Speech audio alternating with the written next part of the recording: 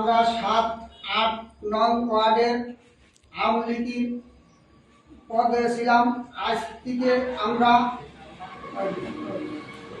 আওয়ামী লীগ স্বেচ্ছায় পদত্যাগ করলাম। আমি মোহাম্মদ লুৎফারুল্লাহ,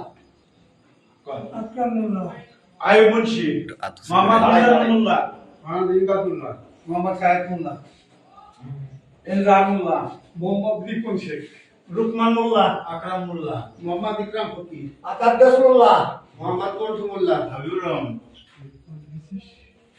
আচ্ছা,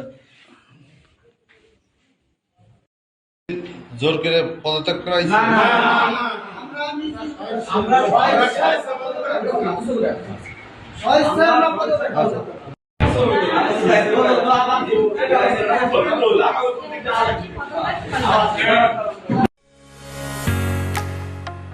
ঢালাইয়ের সেরা প্রিমিয়ার সিমেন্ট।